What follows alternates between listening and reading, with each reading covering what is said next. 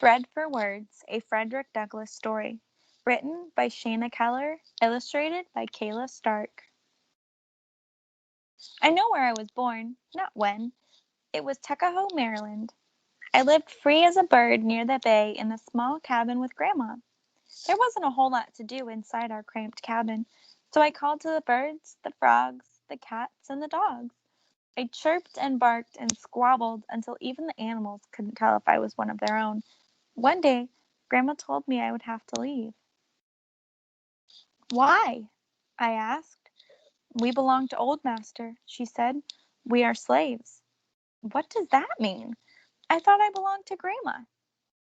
They won't teach you a thing but to work, and you won't have a choice. But why am I a slave?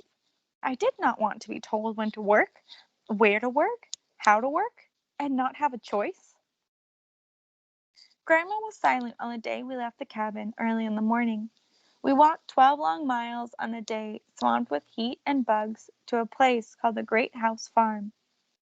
When we arrived, children ran out to see me. They surrounded me, laughing and teasing me so. Then Grandma left without saying goodbye. I met my brothers and sisters at the great house, but I didn't know them well. Without Grandma, I was too sad to play. Then I met Daniel. He lived in the great house. We hunted and hiked and fished together. Daniel occasionally shared his cakes with me. He showed me the great house and all the grand rooms inside, including his. Except for the color of our skin, it was hard to know why we were different. Daniel was not a slave. He wasn't born into it. At night, Daniel slept in a warm bed with a full belly. I had no bed. On the coldest nights, I slept with a bag used to carry corn. It wasn't long enough to cover my feet, so I put it over my head. I didn't have enough to eat or enough clothes to stay warm. I didn't even know my age, but Daniel knew his. When his tutor came, he taught Daniel to read and write and speak. I wanted to learn too, but Grandma was right. They didn't give me a choice. I was not old enough to work in the field. I was told to clean the yards, keep the birds out of the garden, and drive the cows. No matter how bad I wanted to learn to read and write, they wouldn't teach me a thing. It was illegal, they said, unlawful, unsafe.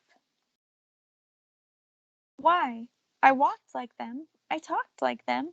I walked and talked exactly like them. I showed them I could. Is that why I was sent to Baltimore, far away from my brothers and sisters? I left the plantation the same way Grandma did, without saying goodbye. In Baltimore, I lived with Mr. Hugh Old, kin to Old Master, and his wife, Mrs. Sophia. I was told to take care of little Thomas, their young son.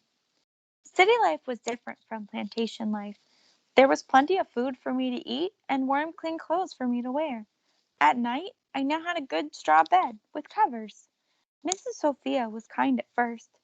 She knew as little of slavery as I did. When she read to Thomas from the Bible, I followed along. To my surprise, she taught me what no one else would, my ABCs.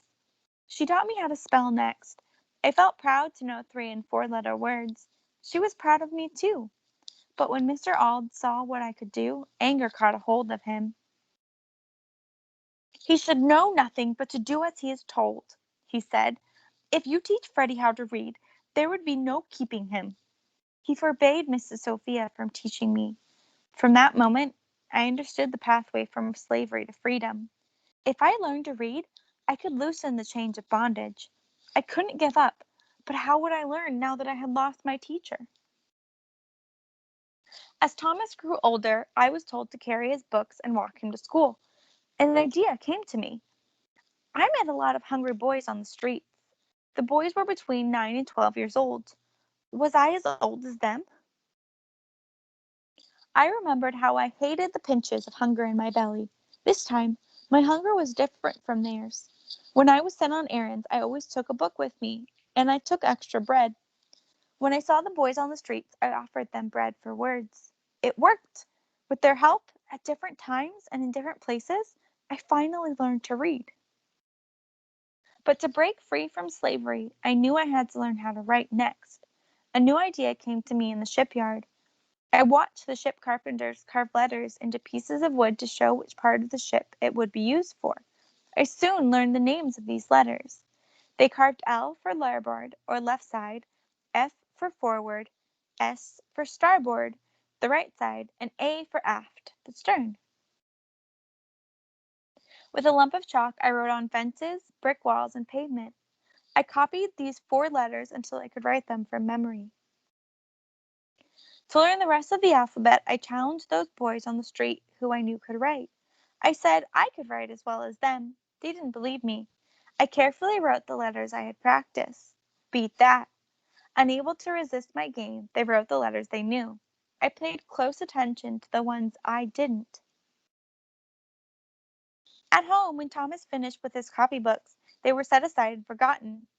I used the books to trace the letters again and again until I could make them all without looking at the books. After nearly 7 years, I finally succeeded in learning how to read and write. Mr. Auld was right. There would be no keeping me. My chains had been broken.